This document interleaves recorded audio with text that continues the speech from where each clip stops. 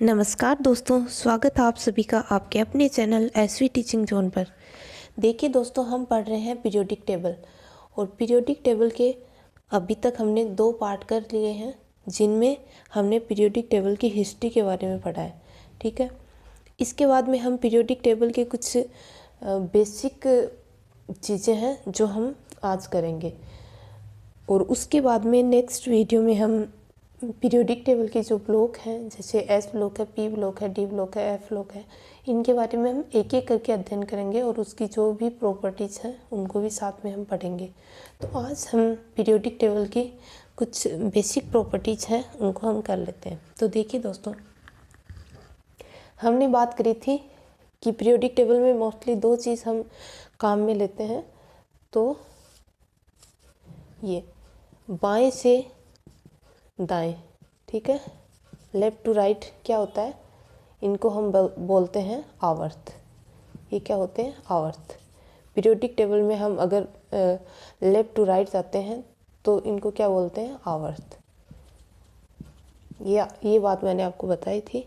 और अगर हम ऊपर से नीचे जाते हैं तो इनको क्या बोलते हैं? हम वर्ग। ठीक है, ग्रुप। ठीक है, ये इतना तो आपको पता है कि अगर हम पीरियोडिक टेबल में बाएं से अगर दाईं ओर जाएंगे तो जो होता है उसको हम बोलते हैं आवर्त, और ऊपर से अगर हम नीचे आएंगे तो उसको बोलते हैं हम वर्ग।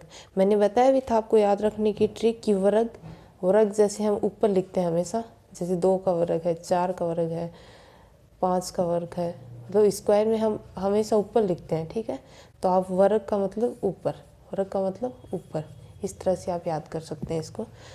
तो देखिए, अब हम आवर्त के बारे में थोड़ा सा पता करते हैं कि आवर्त क्या है और इसका क्या इफ़ेक्ट होता है। तो देखिए दोस्तों, आवर्त कितने होते हैं? आवर्त की संख्या कितनी होती है? आवर्त की संख्या होती है 7 और ग्रुप की संख्या कितनी होती है? 18। जैसे ऐसे लिखे होते हैं ना, 1 2 3 4, यहाँ से 18 तक, ये क्या होते हैं? ग्रुप होते हैं। और 1 2 3 4 यहाँ 7 तक लिखे होते हैं, ये क्या होते हैं? ये आवर्त होते हैं। ठीक है, ये आवर्त होते हैं और ये ग्रुप होते हैं। ठीक है, तो अब हम आवर्त के बारे में देखते हैं। तो देखिए दोस्तों, आवर्त 7 होते हैं, 1 2 3 4 5 6 और 7। ठीक है, ये क्या है? आवर्त। ये क्या है? आवर्त। ठीक है, अब देखिए, दाएं से बाएं, सॉरी, बाएं से दाएं, ठीक है, लेफ्ट टू राइट, ये क्या है? आवर्त। अब देखिए, आवर्त से हमें क्या पता चलता है? आवर्त हमें क्या दर्शाता है? अब कोई भी एलिमेंट है उसमें जहाँ, जैसे 1 नंबर है जो आवर्त, यहाँ पे कौन आएगा? हाइड्रोजन आएगा। ठीक है, पहले यहाँ पे, सबसे पहले यहाँ पे हाइड्रोजन आता है। ठीक है, उसका परमाणु क्रमांक कितना होता है हाइड्रोजन का? 1। ठीक, अब यहाँ पे कौन आता है? लिथियम आता है जैसे। ठीक है, इसका परमाणु क्रमांक कितना होता है? 3। ठीक है, तो आवर्त हमें क्या बताता है? आवर्त हमें ये बताता है कि किसी भी एलिमेंट में, किसी भी जो एलिमेंट है उसमें कितने ऑर्बिट बनेंगे।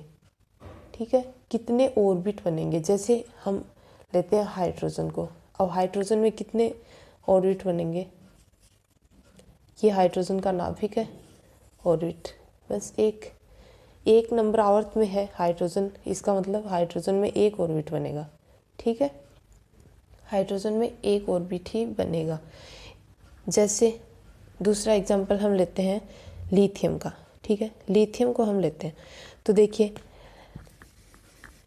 लिथियम का परमाणु क्रमांक कितना होता है? 3।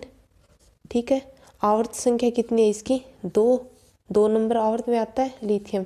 तो देखिए, लिथियम में कितने ऑर्बिट बनेंगे आप बताइए? लिथियम में ऑर्बिट बनेंगे 2, नाभिक, 1 ऑर्बिट और दूसरा ऑर्बिट।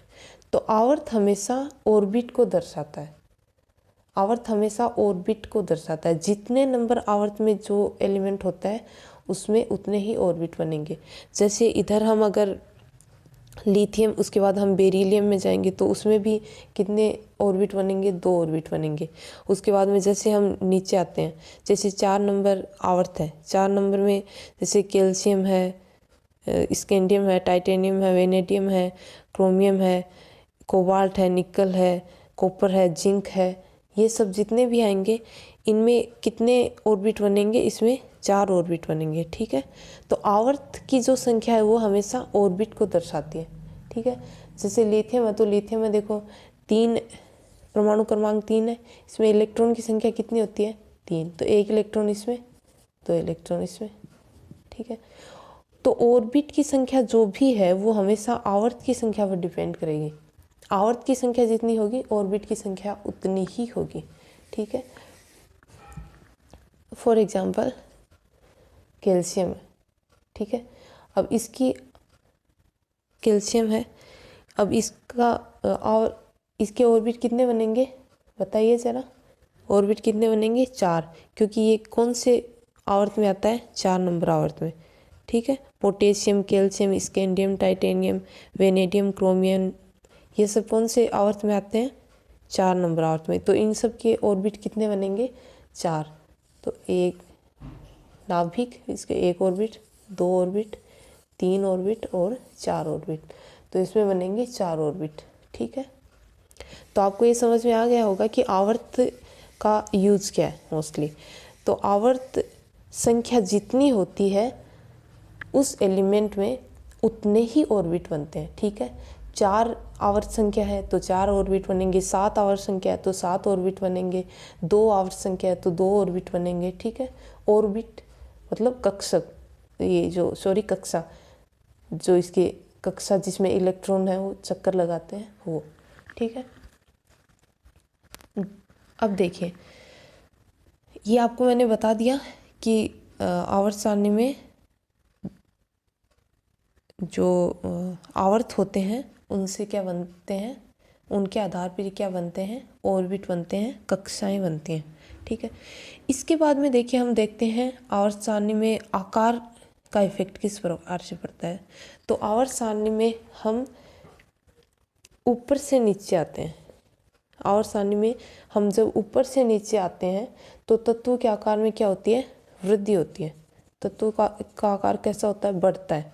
बढ़ता है क्यों, अब आप ही देखिए, ये 1 नंबर आवर्त है, 2, 3, 4, 5, 6, 7। आवर्त नंबर 1 वाले तत्व में ऑर्बिट कितने बनेंगे, 1 ऑर्बिट। 2 वाले में कितने बनेंगे, 2 ऑर्बिट। 3 वाले में कितने बनेंगे, 3 ऑर्बिट। ऐसे ही 7 वाले में आके कितने बन जाएंगे, 2, 3, 4, 5, 6, 7 ऑर्बिट बन जाएंगे। ठीक है, तो देखिए अब आप देख ही रहे हैं कि अगर ऑर्बिट कम बनेंगे तो उसका आकार छोटा होगा, ऑर्बिट ज़्यादा बनेंगे, जो जो ऑर्बिट की संख्या बढ़ती जाएगी आकार भी बढ़ता जाएगा। ठीक है, परमाणु क्रमांक बढ़ता जाएगा, ऊपर से अगर नीचे आएंगे तो परमाणु क्रमांक भी बढ़ेगा, इससे ऑर्बिट भी बढ़ेंगे, और जो आवर्त है, आवर्त की संख्या बढ़ेगी तो ऑर्बिट तो बढ़ेंगे।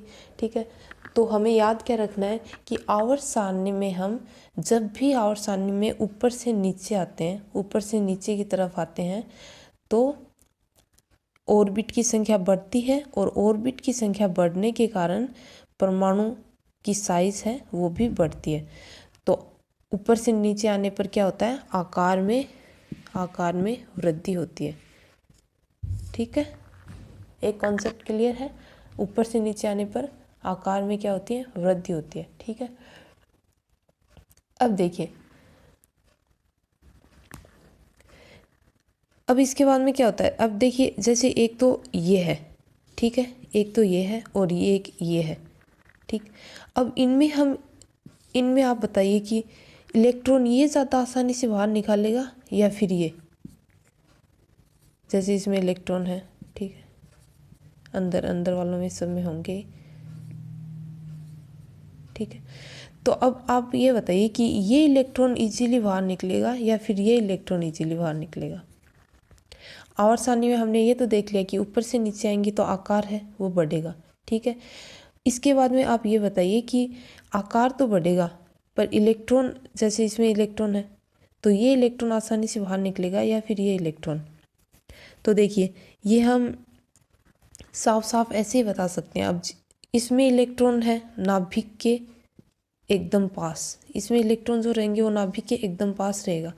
अब नाभिक और इलेक्ट्रॉन में क्या होता है, इलेक्ट्रॉन में कौन सा फोर्स लगता है, अट्रैक्शन फोर्स, आकर्षण बल लगेगा। तो ये पास में है, इसमें इलेक्ट्रॉन नाभिक के पास में, तो ये नाभिक के पास में होने के कारण ये इलेक्ट्रॉन को एकदम से खींच के रखेगा, टाइट रखेगा, ठीक है, इलेक्ट्रॉन को बाहर निकलने नहीं देगा। और अगर हम निकालेंगे तो हमें बहुत ज़्यादा एनर्जी देने की ज़रूरत पड़ेगी तभी इलेक्ट्रॉन बाहर निकलेगा, अदरवाइज इलेक्ट्रॉन बाहर नहीं निकलेगा। लेकिन ये जो है इसका आकार बड़ा है, तो इसमें अब ये नाभिक है, इसके चारों ओर बहुत सारे ऑर्बिट हैं, ठीक है, 7 ऑर्बिट हैं। अब देखिए अब इसका इलेक्ट्रॉन है, इसकी नाभिक से ये दूरी कितनी होगी, बहुत ज़्यादा दूरी होगी, बड़ा है तो दूरी तो होगी बहुत ज़्यादा दूरी होने के कारण ये इलेक्ट्रॉन है ये आसानी से बाहर निकल जाएगा। इसको हम आसानी से बाहर निकाल सकते हैं। इसको बाहर निकालने के लिए हमें एनर्जी कम देनी पड़ेगी, बहुत ज़्यादा एनर्जी की ज़रूरत नहीं पड़ेगी, ठीक है। तो जिस भी एलिमेंट का इलेक्ट्रॉन आसानी से बाहर निकल जाता है, यानी कि इलेक्ट्रॉन देने वाले तत्व होते हैं, उनको हम क्या कहते हैं, उनको हम कहते हैं धातु, ठीक है, उनको हम क्या कहते हैं, धातु। जो भी तत्व है इलेक्ट्रॉन को आसानी से बाहर निकाल देता है, या फिर जो भी तत्व है वो इलेक्ट्रॉन को आसानी से दे देता है, बाहर निकाल देता है, उसको हम क्या बोलते हैं, धातु। तो अब देखिए ऊपर से नीचे आने पर पहला क्या हुआ कि आकार में वृद्धि हुई, ठीक है। दूसरा क्या हुआ, ऊपर से नीचे आएंगे तो इलेक्ट्रॉन आसानी से देंगे, इलेक्ट्रॉन आसानी से देंगे तो इनका धात्विक गुण जो है, धातु का गुण है वो क्या होगा, वो भी बढ़ेगा, ठीक है। ऊपर से नीचे आएंगे तो इलेक्ट्रॉन देने का गुण बढ़ेगा और जिसके कारण इसकी जो धात्विक नेचर है वो भी बढ़ेगी। तो अगर हम बात करें कि हीलियम है, हाइड्रोजन है और पोटेशियम है, इसमें धात्विक गुण कौन से में ज़्यादा होंगे, तो धात्विक गुण कौन से में ज़्यादा होंगे, पोटेशियम में, ठीक है। धात्विक गुण पोटेशियम में ज़्यादा होंगे क्योंकि इसका आकार हाइड्रोजन की वजह से बड़ा है, इलेक्ट्रॉन आसानी से बाहर निकालेगा, तो धात्विक गुण इसके ज़्यादा होंगे, ठीक है। समझ में आया इतना।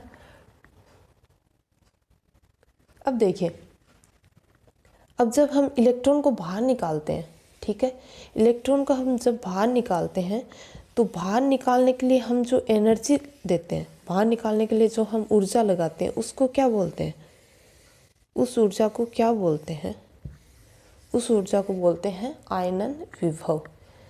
जैसे हाइड्रोजन है, चलो हाइड्रोजन नहीं लिथियम ले लेते हैं, ठीक है, लिथियम है, एक हमने लिथियम को लिया तो इसके ऑर्बिट बनेंगे 2, ठीक है। एक हमने ले लिया पोटेशियम ले लिया, ठीक है, तो इसके ऑर्बिट कितने बनेंगे, 4, 3, 4, ठीक है। इसमें इलेक्ट्रॉन, इसमें भी इलेक्ट्रॉन।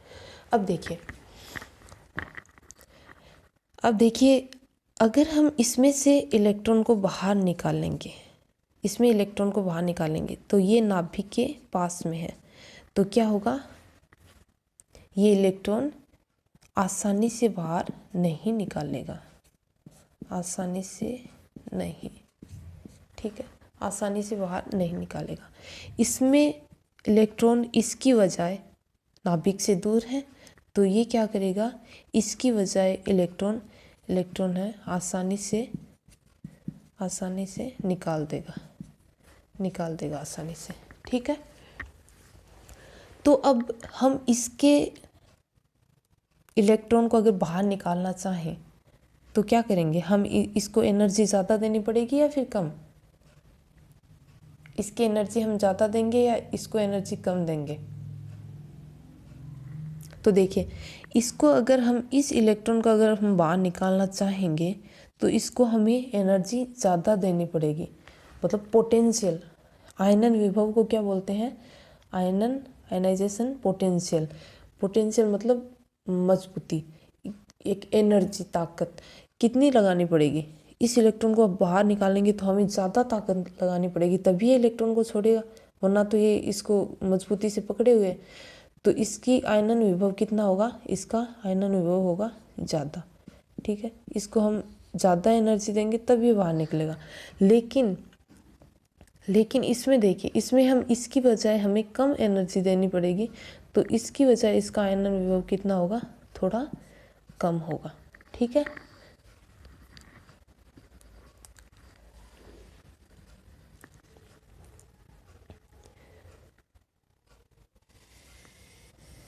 इरेज करते हैं। तो देखिए अब हमने क्या पढ़ा है आज हमने देखा है कि देखिए, एक तो ऊपर से हम नीचे आते हैं तो आकार में क्या होती है, वृद्धि होती है। ठीक है, आकार में वृद्धि होती है। क्यों होती है, क्योंकि आवर्त की संख्या बढ़ने के साथ साथ ऑर्बिट की संख्या बढ़ती है। ऑर्बिट की संख्या बढ़ेगी तो आकार बढ़ेगा, आकार बढ़ेगा तो इलेक्ट्रॉन त्यागने की प्रवृत्ति, इलेक्ट्रॉन देने की प्रवृत्ति क्या होगी, इलेक्ट्रॉन देने की प्रवृत्ति भी बढ़ेगी, बाहर निकालने की प्रवृत्ति बढ़ेगी, इलेक्ट्रॉन त्यागने की प्रवृत्ति बढ़ेगी, तो धात्विक गुण क्या होंगे, बढ़ेंगे, धात्विक गुण भी बढ़ेंगे। और आयनन विभव का मान क्या होगा, आयनन विभव का मान क्या होगा, ऊपर से नीचे आएंगे तो आयनन विभव का मान क्या होगा, कम होगा। ठीक है, क्योंकि ऊपर वाले जिसके इलेक्ट्रॉन पास में है, नाभिक के पास में जिस भी एलिमेंट के इलेक्ट्रॉन है, उसको निकालने के लिए हमें एनर्जी ज़्यादा लगानी पड़ेगी। नाभिक से इलेक्ट्रॉन दूर है तो उसको निकालने के लिए हमें एनर्जी कम लगानी पड़ेगी। तो ऊपर से नीचे आएंगे तो आयनन विभव का जो मान है उसमें कमी होगी, धात्विक गुण बढ़ेंगे, इलेक्ट्रॉन त्यागने के गुण बढ़ेंगे, आकार इनका बढ़ेगा। ठीक है, तो देखिए आज हमने इसकी कुछ प्रॉपर्टी कर ली है, और इसके आगे हम नेक्स्ट वीडियो में हम इसकी और बाकी की प्रॉपर्टी कर लेंगे। उसके बाद हम एस ब्लॉक, पी ब्लॉक, इन सब को भी पढ़ेंगे। तो अगर आपको वीडियो पसंद आया हो, अगर आपको अच्छा लगा हो तो लाइक शेयर ज़रूर कीजिएगा और चैनल को सब्सक्राइब कर लीजिएगा। Thank you so much.